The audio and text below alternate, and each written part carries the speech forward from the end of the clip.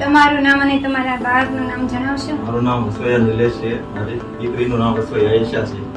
આ વર્ષે તમારા બાળકના કેટલા ટકા આવેલા છે? તેની પ્રગતિથી તમને કેટલો સંતોષ છે? એને આ વર્ષે 86.71% આવેલા છે અને પ્રથમ નંબરે છે 11મા ધોરણમાં. તોય મને ટકાવારી હજી ઓછી લાગે છે, પણ છે સારી ટકાવારી છે અને શિક્ષકોની ખૂબ મહેનત છે. શાળામાં વર્ષ દરમિયાન શિક્ષકો અને સ્ટાફ દ્વારા જે મહેનત કરવામાં આવે છે એ બાબતે શું કહેશો?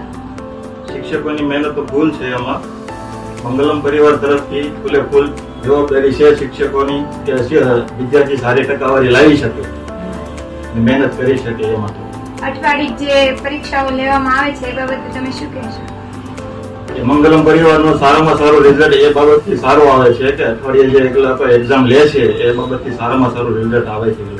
વર્ષ દરમિયાન શાળા દ્વારા આયોજિત નવી પ્રવૃત્તિઓ વિશે શું કહેવા માંગશો? એ પણ મંગલમ પરિવારનો ખૂબ ખૂબ આભાર માનું છું કે વર્ષ દરમિયાન અવનવી પ્રવૃત્તિઓ કરાવે છે, ફંક્શનો કરે છે, એવા બધી બાળકનું ઘડતર થાય છે. અંતમાં અન્ય વાળીની શાળા વિશે શું સંદેશ આપશો?